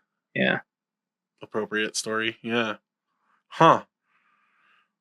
Yeah, I mean, I don't have any thoughts or an explanation or anything like that, really. It is making me think though about, so my first thought is like ghosts is where I kind of go to, is like, oh, so what if there are ghosts? This is another thing, to go back to the kind of witness background that we have, where witnesses can't believe in ghosts because they don't accept the immortal soul. So this is something where they differ from a lot of Christian religions, where I think probably most mainstream Christians can fit something like a ghost into their worldview, because they can kind of believe in some sort of spirit that, like, I don't know, is in some kind of purgatory state, or is or has been I don't know, hasn't like gone anchored or something on yet in some way. Yeah, like for whatever reason, it's not resting in peace. And so it's anchored to a location or to an event for some reason or whatever. It seems like Christians don't have a problem kind of fitting that into their worldview, but witnesses really can't. And so the explanation was always that, again, it was just demons messing with people. It would be the demons would pretend to be dead people in order to keep honest people or whatever from thinking that, or from knowing the truth. So like if you lost a loved one and you really, wanted to see them again or whatever, a demon could like pretend to be that person so that you think you're actually communing with them. And now you think, oh yeah, they actually are in heaven. And now you could be led down like a false religious path according to witness theology. But yeah, that doesn't really explain, like, I don't know, like just the kind of like haunting stuff that seems to be pretty pervasive and that people have a lot of experiences with, and these kinds of, like, oh, there was like, this location where this horrible thing happened. And, now every year at this time, there's like these weird things that happen or whatever. It does seem like there's that kind of stuff going on. I mean, I guess, theoretically it could be demons using those kinds of events to just keep manipulating people or whatever. But yeah, I don't know. Those are just the first couple thoughts that came to my head. Yeah, no, I think that's interesting because, like you said, a lot of other worldviews or religions, they can use the ghost cop out of like, oh, it's not demonic, but it's not quite like benevolent spirits or whatever, but it's also not evil spirits. Witnesses, they don't get that. It's a catch-all, right? It's either demons or bust. Which is also kind of weird because it's like, well, some of those experiences are like, like people's encounters with ghosts aren't necessarily of like the malevolent kind where it's like the ghost or the spirit wants to harm you. Like sometimes it's like, well, I saw my mom or I saw a deceased one that I strongly still hold some attachment to. And it's like, it's a positive experience or something. And it's like, well, witnesses don't have any of that. Yeah. Yeah. Or they have to take it as some kind of deceitful manipulation or something. Man, I feel weirdly disappointed that I haven't had experiences like this, really. Jealous. No, I want to know what this kind of feels like. You're probably gonna get one just because you're gonna be more open to it now. That might be an insight into what causes these. I mean, there is a kind of a thread to these three a little bit of your experiences, which is, well, night. You were in the first one, you were sleeping and were awoken by something, so you weren't totally clear yet. And it's possible that the person in the front seat thought that they were awake and they weren't. I've had an experience like this. I was driving home one night. We were out with a friend. It was super late.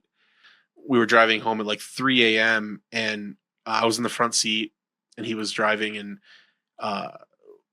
I remember, pretty vividly, but like we both, I fell asleep, and then at some point right after I fell asleep, he fell asleep at the wheel, and we ended up doing donuts down the highway, and our back end smashed into the guardrail. We were really lucky that we weren't hurt, and we were actually able to drive the car home miraculously. I mean, we were pretty close to being dead. Like we were on a highway that was, he was probably going 70 or 75, and it was actually on this like bend of highway that was, if the guardrail hadn't have been there, we would have taken like a Thelma and Louise like off into a forest and just been dead, just deader than dead. And somehow we both walked away like uninjured and stuff. But I remember the moment that as soon as the car started doing donuts, I remember kind of snapping into consciousness and just sort of grabbing onto the front of the car, to the like dashboard. And I kind of had this weird moment of clarity where I was just sort of like, I was totally out of control. There's nothing I could do. Like literally, I'm not even in control of the steering wheel. So I'm just like there for the ride or whatever. And I remember just kind of, just having this kind of moment of like, oh, this might be it. And just, I don't know, just sort of just watching the world spinning, outside of the windows. And there was a kind of almost like a calm that came over me. It's a very weird experience. At least that's how I remember it now in hindsight. But point being that it's possible, like that's how quick it can happen. You think you're just driving down, and I don't have any memory of falling asleep either, obviously. So like one minute we were listening to one of our favorite albums that we both loved and just jamming along. I remember like we were headbanging and stuff like that. And then like literally it's like the next second I remember just seeing donuts, or seeing the world spinning outside the car. So it does make me wonder, like maybe the friend in the front is, thought he was awake, but he wasn't. Maybe he dozed off also. Maybe the friend that was driving just saw kind of a light out of the corner of his eye. And then all of you guys, as you kind of woke up, you sort of saw something that like, you were all kind of still groggy and just kind of not totally in your right mind. And then as you start trading the stories later on or something, I don't know. There's like a possibility there of just something where your perception wasn't acute, in kind of similar ways for all of you. And then maybe the shared experience kind of starts to build a shared memory or something, almost in a weird way. And then the other two, so the other one, it was like kind of a cold, misty night, and then a really cold night on your walk. And did you say it was snowing that night too?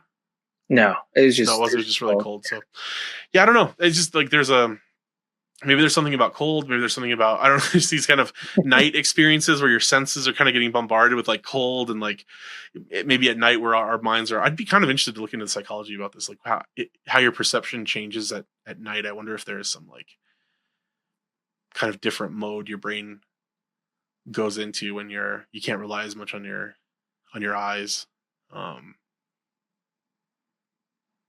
yeah, I don't know. I mean, those are just, it's weird.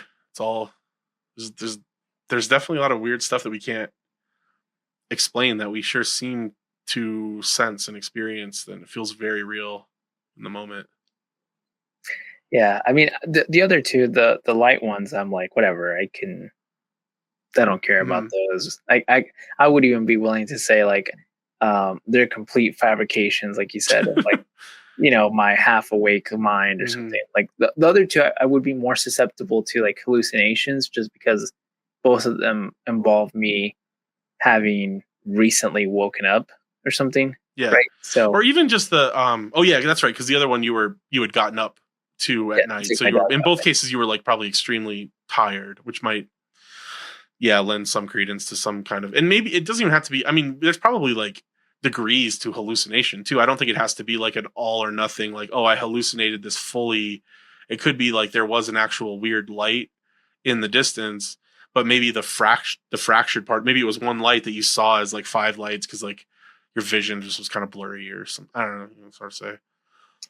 But the person walking, that one's weird. That one you can tell me all sorts of explanations, but I was like, I don't know, man. Like I walked, I went to the other side of the street and there was nothing there. And spirit realm confirmed. I don't know, man. It's just there's nothing. No one, like, even my wife was like, "You probably just saw something, like, or you're making it up." Or she clearly didn't believe me, and my wife is a very, very skeptical person. Okay. It's funny. My wife and I are very much opposites when it comes to some, like, she's like, I don't believe in an afterlife. I don't believe in spiritual things. I don't believe in God. My wife's like that too. She has really like very almost no tolerance for like woo. Yeah. Of any kind. Yeah. Yeah. My wife has zero. She's like, it's just probabilities and happenstance and very materialistic, like modern physicalist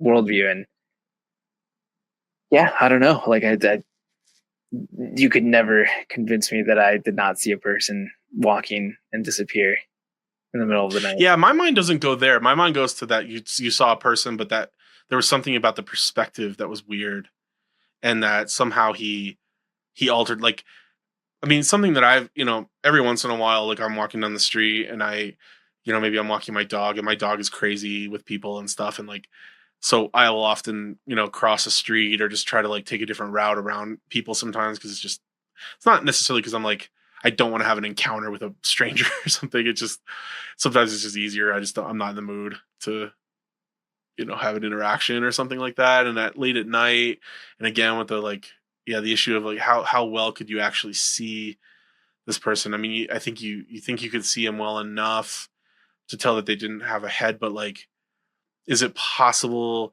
that they did have a hood on, but the hood was like what if it was like a sweatshirt that had like a black hood, but the sweatshirt, like maybe it was like a colored sweatshirt, but it had like a black hood over it, and the way the light, I don't know, we could start like making up all kinds of things where maybe there's some way that it literally didn't look like this person had a head. I mean, I've seen things in my life where I'm like, I literally thought I was seeing something silly or bizarro and then I realized, oh yeah, no, that's just a rock or something. I think we've all had some kind of experience like that. One of the things that I thought too was that maybe they were aware of me, and then like they were circling the tree as I crossed, right? So like they were always staying and behind the tree as I guess you can't rule out the fact that they weren't just jacking with you. Yeah. Like and that actually probably is also more plausible than demons, because this was a thought that I had too with the hotel anecdote, is that it's not impossible that there was just some weird bored dude in Kansas, like maybe the guy that owns the hotel or something, who's just like some kind of weird creep. Maybe he had cameras in the room or whatever, and he just sort of, maybe he had some way of controlling the air conditioner or some kind of, I don't know, like, just some way of, maybe they were even on some kind of like maybe this is like an Indian like prank TV show or something that they were on. They have no idea about. I don't know. Doesn't seem very ethical. Probably have to reveal it at some point, but for a YouTube channel or something. I don't know. It's not like there's enough kind of possibilities there, because it just seems, if we go with the demon explanation, I mean, I'm willing to like explore this. I'm willing to. I'm not so foreclosed to these ideas that I'm going to dismiss it out of hand, but it just seems to me like there's just a lot of ways that demons would be messing with people if this was possible. Like, I don't know. It just seems, and it seems just kind of always, there's a kind of convenience. Now, your story is different in that there's not like a theological convenience here or something, but like in the case of the hotel story that I told, there is this very kind of built-in thing. Like they all slept in and didn't go in service the next day. And like they were there thinking that they were doing God's work, and they kind of, you're already in this kind of mindset to be thinking of the world in terms of like spiritual terms, and to be thinking in terms of like us versus them, and like we're out there like crusading for Jesus. In fact, okay, this is not paranormal, but it's I think a pretty funny story with this same crew of people the year before when we were in Kansas doing unassigned territory. First day we're out in rural Kansas, and we're trying to figure out these maps. So we have these like areas that are, I mean, these are areas that are hour, 2 hours away from the closest town, and the closest town is like 3 building. You know, it's a gas station and a small grocery store kind of stuff. So these are like really, this is as remote as you get, basically, where there's actually people living in the country. And we're trying to figure out these maps, and we have these county maps that just have like these county roads on them, and half the roads aren't even there anymore, or they dead end in places that the map isn't showing that they dead end, or you know, stuff like that. So it takes us we have our meeting for service to start our preaching work that morning. It takes us from the time we leave the Kingdom Hall to start our preaching, like, or to get to the area where we were going to preach. It took us like an hour and a half or 2 hours to get out to this area. And then by that time, we get out there, we're just totally lost. We're like trying to figure out these maps. We finally find a house. And so we're all excited because there's finally a house for us to talk to after all this time. So we go and knock on the door. The person's not interested or whatever. We end up driving around again forever and ever, probably 45 minutes without finding another house. And we're like, what in the world? How are we? We're just taking like left turns and right turn. You know, I don't know. It's like a maze of like wheat fields and county roads. So we finally think we figured it out, and we see a house up in the distance, and we all get excited. We pull up to the house. It's the same house we already worked.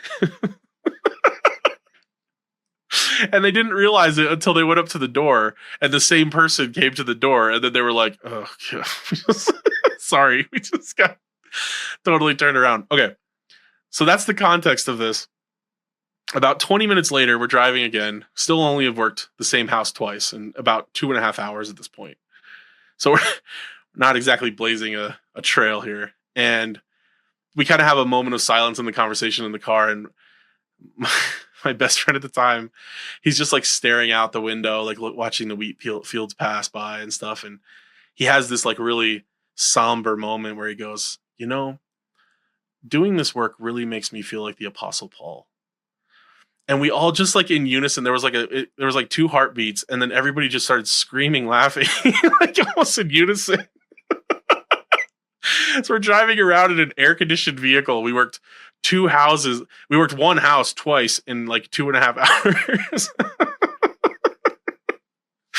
But like, point being, this is a long story to say. Also, I like that story, and this became an ongoing joke. I feel like the Apostle Paul right now became like a meme for us for like years. Anytime we were being totally worthless, but you're primed. Like when you're in those settings, your mind is primed for something. I don't know. You're primed to like have these experiences that you think are going to be profound to you. Like you're primed to think, we're going to talk to somebody at a door that is going to shape me. This is going to be some kind of like memory I'm going to have forever. And so it's not totally surprising to me that in those kinds of settings, people think they're seeing things or having experiences that are supernatural. But your outlier, this last one, I think again, doesn't really fall into that category. Unless you were primed to see a headless guy walking down the street for some reason. Yeah, no. Like I said, I don't know what to make of it. And you know, it's one thing like using drugs or like smoking or like being on psychedelics or something, but I don't know. Like I genuinely even then the experiences that I've had on substances that have never been like this. Like it's never this type of phenomena or whatever. But yeah, I wonder if there is a possibility that doing psychedelics enough could make you occasionally hallucinate. Like if it sort of like unlocks the brain's ability to hallucinate, maybe in some kind of a unique way. I have had now this is different than like the persistent kind, but I have had, and I didn't know this was a thing. I think only recently an acquaintance of ours, John, mentioned it, but they mentioned that you can have hallucinatory flashbacks in your perception and your experience. So like they can come back and they can alter your perception. And I've had instances like that, but it's always the same. So my particular flashbacks are of like space dilation. Like the way that I experience it is the same. So even accounting for those, even accounting for like those flashbacks that I sometimes get of like psychedelic experiences, that it's a different feeling and perception altogether than. But it could be again. Yeah, I just thrown out stuff against the wall to see if anything. No, I mean non-ghosty sticks. And I want it to not be ghost, right? Like I don't want to sound like a crazy person saying like it's ghosts or something, but at the same time, it's like I honestly, when you said it could have just been someone messing with me, looking back now, very likely. Because it almost would have had to have had some intentionality to it or something like that. Yeah, like somebody, it's like somebody was like pulling my leg or like trying to pull a fast one on my dog or something. But he climbed a tree really quick. It was Spider-Man. It's funny because it's like, I didn't even think that climbing the tree was. It's one of those things, right?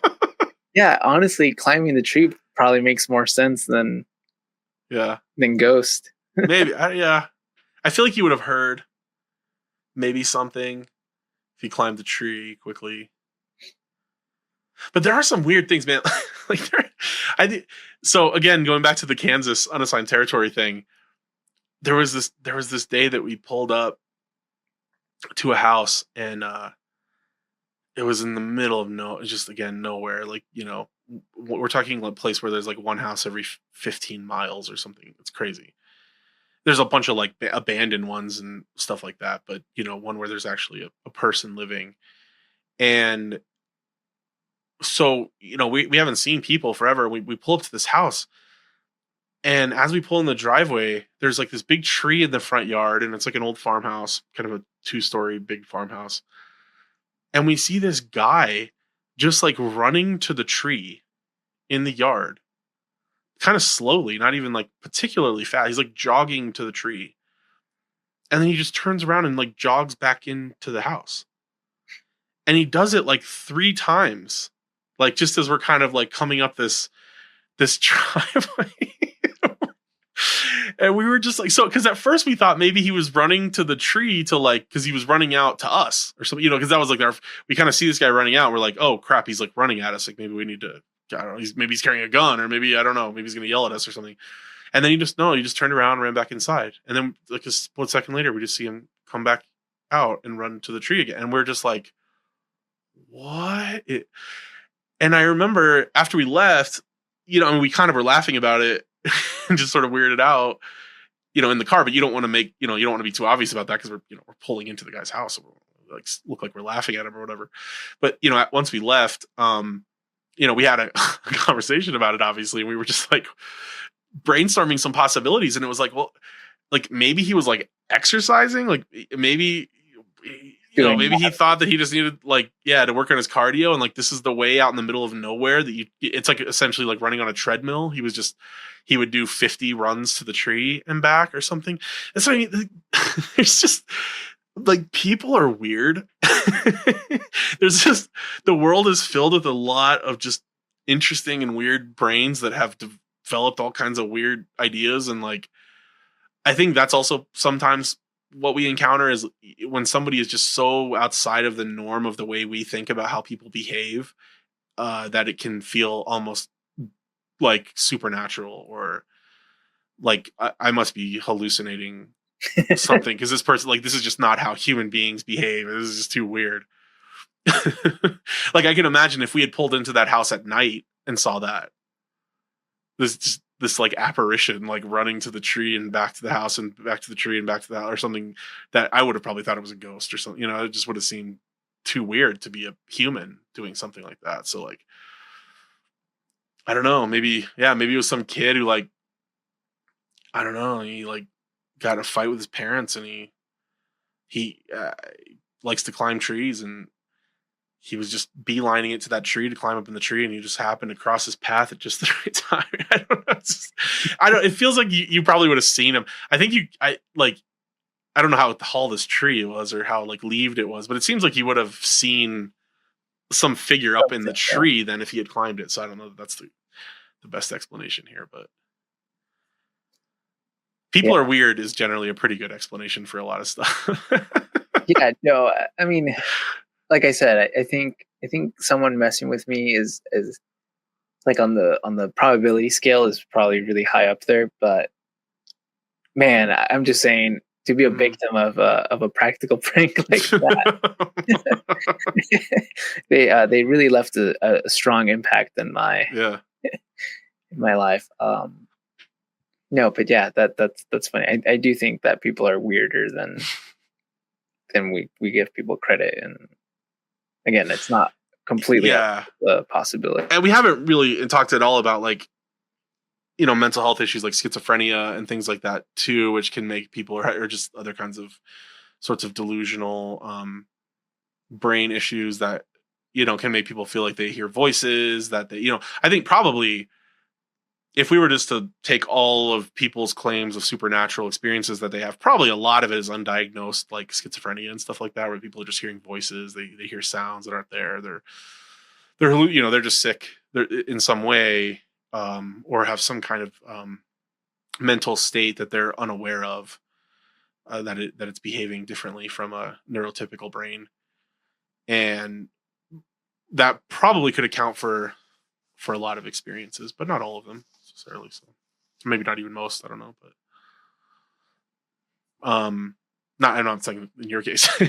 I'm just saying that like, in the broader context of this discussion, there's also a lot of that kind of thing, right? Like we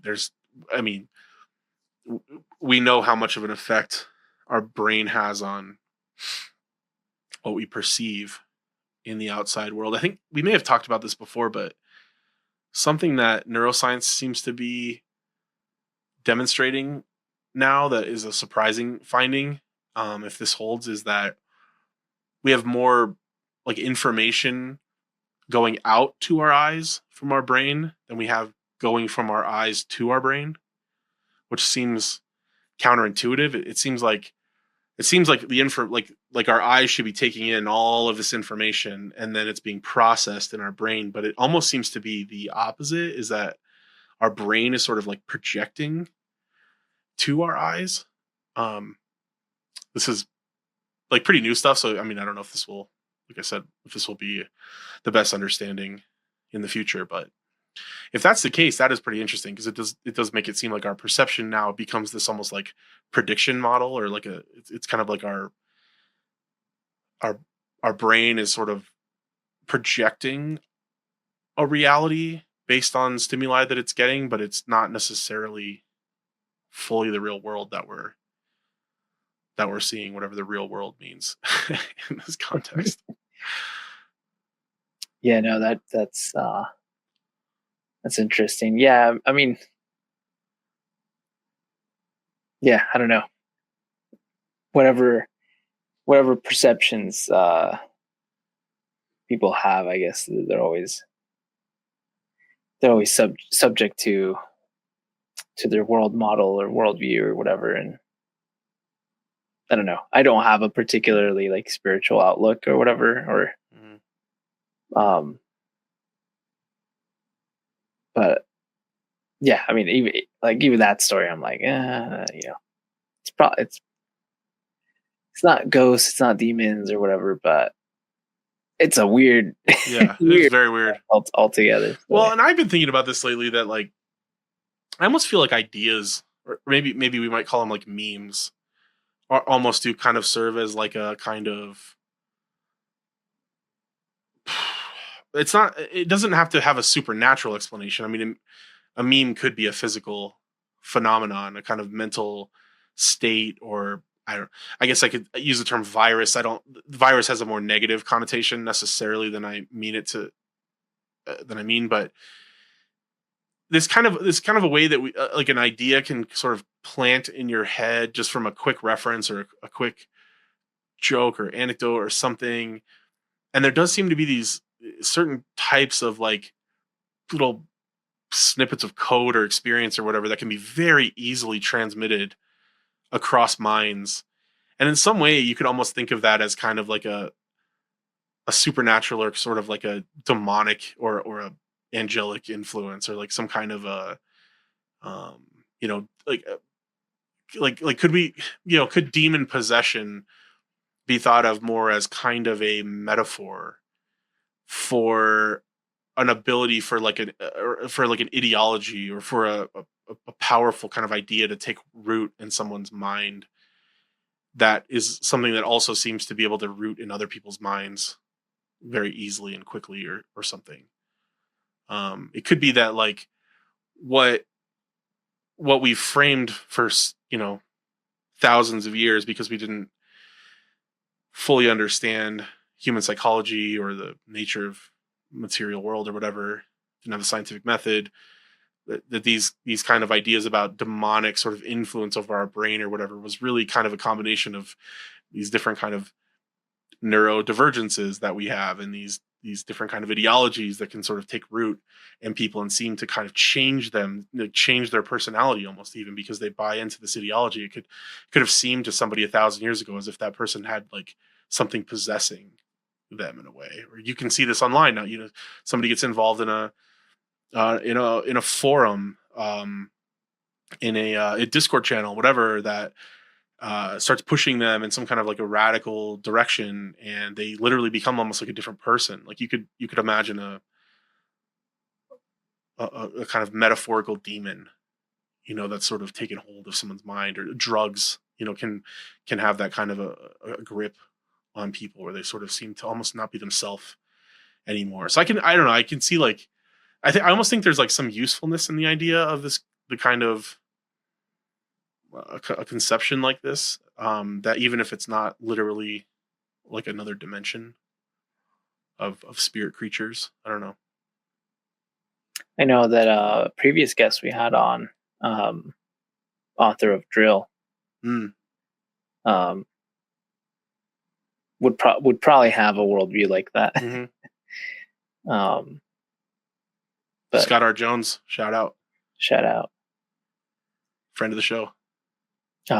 Which, if you haven't seen that episode, probably should. Which is one I need to upload to YouTube also, which I haven't made the conversion. So thank you for reminding me. But yeah, that's an interesting point, because in that episode, it's a fictional book that he writes, but it's highly autobiographical, saying, because I think he even really kind of feels like, to some extent, this is what he did in his real life. He sort of thinks that he almost has the ability to like manifest certain kinds of outcomes into reality, almost through like mimetic warfare or something. I think he even said that he saw his book as like almost a kind of an attempt to kill God in some way, by, you know, sort of implanting like an idea that could take root into people, and then sort of root out this false conception of a God named Jehovah that they have, or something. New movie that's coming out. Yeah, Shelby Oaks. Oh, what is this? Former exJW or former. Oh, right. Yeah. Is that Chris Stuckmann? Chris Stuckmann, yeah. Mm-hmm. So gotta watch that. Yeah, did he make another horror film? No, just that one so far, I think. Just that one, okay. Because I remember him talking on a stream, I don't know, maybe a couple years. I think it might have been the episode that he did, because I've never really watched his stuff, but I did see his video on being raised a witness, and where he kind of for the first time talked about it openly on his channel. I think he mentioned in there that he was working on some horror film projects or something like that. So yeah, it's cool that he got that made. From what I've heard, don't know if this is true. I haven't kept up with his stuff in a while, but so the movie was made, or it was going to be made, or something like that. It was like a Patreon movie, got funded or whatever. So there's a version of the movie that he made then there's another version after producer Mike Flanagan, the guy that did A Haunting on Hill House and Midnight Mass. Yeah, sweet. After the studio Neon picked it up, that they like reworked the script or something. So the theatrical version is a slightly different movie than the Patreon movie. But I don't know if this is true. Okay. That's just allegedly that's what I've heard. That's what I've seen on like forums. But it's just hearsay from what I've seen. Mm-hmm. I don't know if it's true. But cool though. Yeah, I'm gonna keep it on the radar for sure. Yeah. I haven't seen it, but it should be out in theaters. I think it just came out last week or something like that. Oh, sweet. Okay, cool. So does it have a wide release? Limited release. It's like in a couple theaters, but should be able to find it in like just an AMC or whatever theaters you guys have or whatever. Good for him, man. What are your, just off the top of your head quickly, what top 5 favorite horror films? Top 5 favorite horror. Like from best to worst, or from worst to best. Sure. It's 5. Or is worst best? That's true. 5 being the worst, or like the least, and then 1 being the best. It'd probably be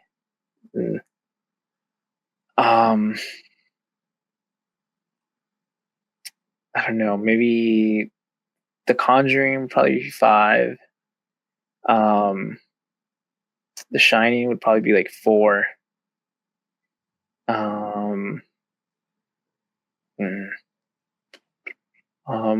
Maybe Rosemary's Baby. I think that was the top one for me. What am I at, 3? So I got 2 more. Don't worry about the order. Just whatever. What's another one? Blair Witch Project. I haven't seen that one actually. That one's pretty good. It's one of those.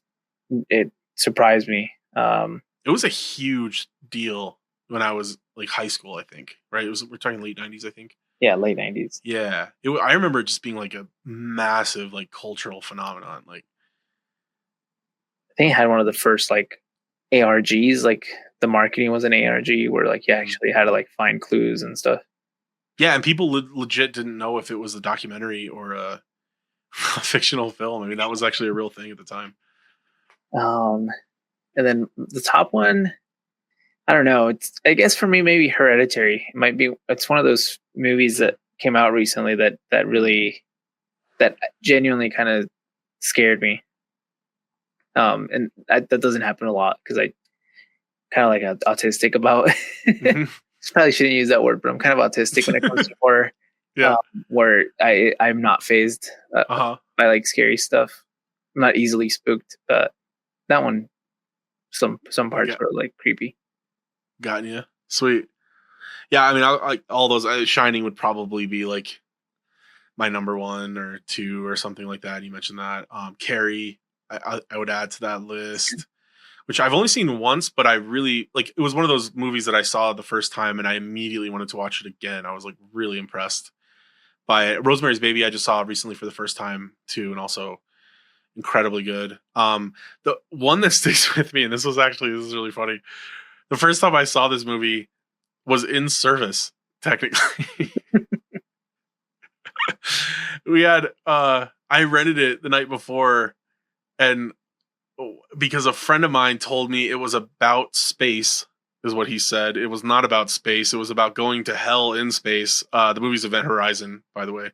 Oh yeah. Which is pretty incredible. Kind of a weird movie, yeah. It's like B-rate weird, yeah. Like it was like, I don't know. I saw it like a good time because I was always a big sci-fi nerd, and it just like really crossed over the sci-fi horror thing for me in a way that really worked at the time.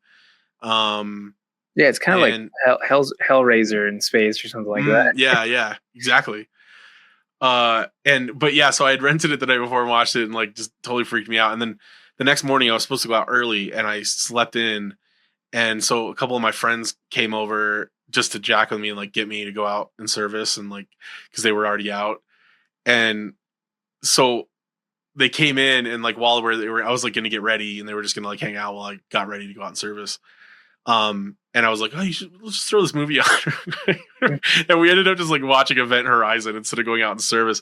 And these degenerates counted their time because they needed time so bad because they were pioneering. Yeah. They were probably like, yeah, you know, this guy, yeah, he needs some spiritual help. So we told that story for a long time. That's probably the most sacrilegious service time count of all time. Yeah, what else is really good? Oh yeah, I mean Alien, if you count Alien as horror, which I mean I think it usually gets lumped into that, especially the first one. I think the second one gets more into action, but yeah, the first one's I think like all time horror. I think you could even say 2001 qualifies as a sci-fi horror. I think the HAL stuff is there's a lot of horror elements there. It doesn't quite end with horror, kind of a horror vibe, but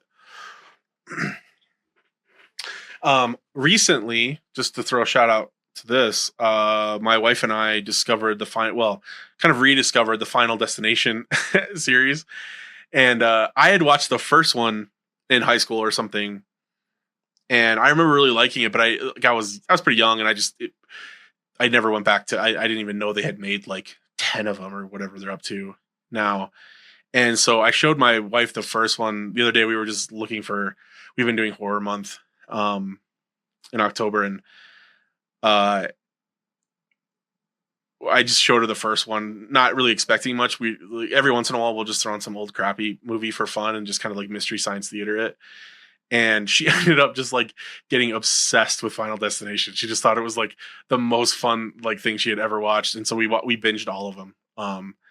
And she loved all of it. So yeah, that was a lot of fun. I actually think that series is pretty clever. I think it's onto something pretty fun. So yeah, the Final Destination is pretty good. That's definitely a good one to binge watch like during spooky season. I think that's a solid. Yeah, a lot of the old 80s stuff is really fun too. Like all the Nightmare on Elm Street. Like we're going back and rediscovering all that stuff because I wasn't allowed to watch any of that stuff growing up. So I mean, you know, these were big culturally like relevant, important movies in the 80s. When I was a kid, I mean, everybody knew Freddy Krueger and Jason and you know, these horror film villains, and yeah, it was kind of like this whole thing that you just missed out on as a witness kid. So I am remedying that situation currently, backfilling a lot of this fun stuff. Some of the Stephen King stuff has been fun. We watched Children of the Corn the other night. Have you ever seen that one? Being in the Midwest. You know, it's always referenced, but I think I don't think I've seen it. I think you probably like it even more since you live closer to cornfields. It's it's a creepy. It's basically about this town where all the kids kill all the adults, and they just kind of create this weird little cult, and they have like this crazy, creepy like cult leader who's like possessed by a demon or something. I'm gonna watch it.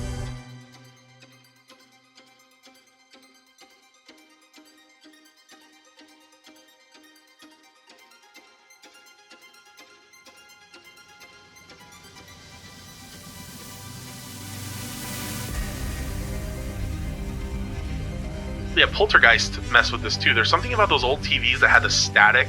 Like if you just left them play too long, like if you fell asleep in front of the TV, you'd like wake up to just like snow on the I don't even know if you know. Do you even know that term, snow? Like, that was what we called it back in the day, but I don't know if you're old enough to remember that. It's like that, the fuzz. The static. Yeah, it would just be like fuzzy, like shh, and it would make this like kind of horrible sound. So like if you were watching a movie at like full volume, and fell asleep, when the movie stopped, the TV would just go to like fuzz, and it would be loud. It was like still playing like the same volume or whatever, and it would just be like shh.